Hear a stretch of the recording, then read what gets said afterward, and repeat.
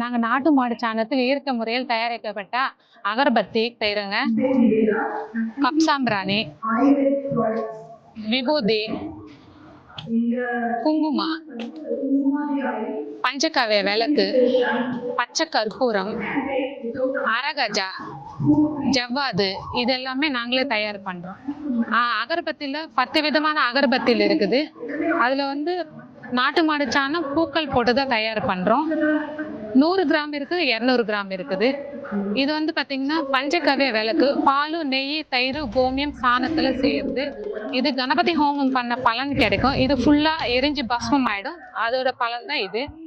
கப்சாம்பிராணி, இதுல வெண்கடுகு, மருதாணி விதை, குங்குலியம், பச்சை கற்பூரம், பால் சாம்பிராணி இருக்குது.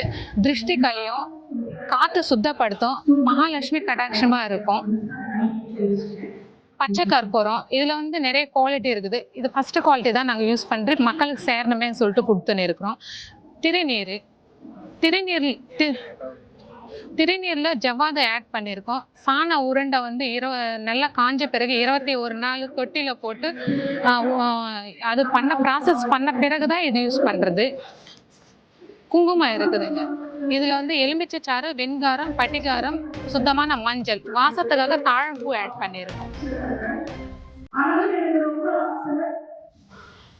அரகஜா இருக்குதுங்க என்கிட்ட. அரகஜா, புனுகு, ஜவ்வாது எல்லாமே இருக்கு. நாங்க நாட்டு மாடு சாணத்தில் இயற்கை முறையில் தயாரிக்கப்பட்ட அகர்பத்தி செய்றோங்க.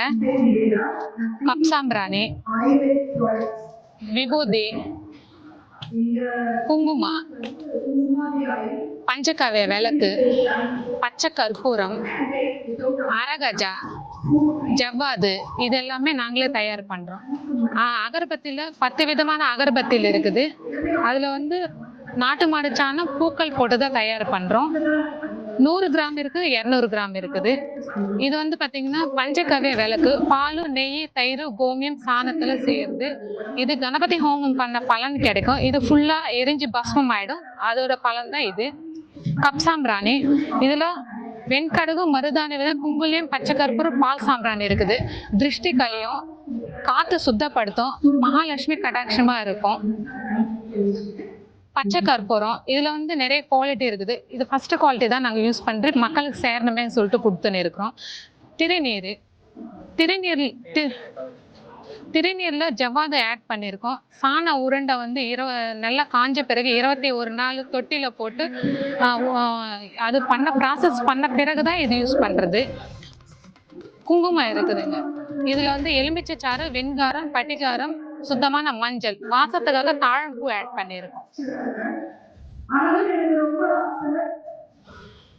அரகஜா இருக்குதுங்க என்கிட்ட. அரகஜா, புனுகு, ஜவ்வாது எல்லாமே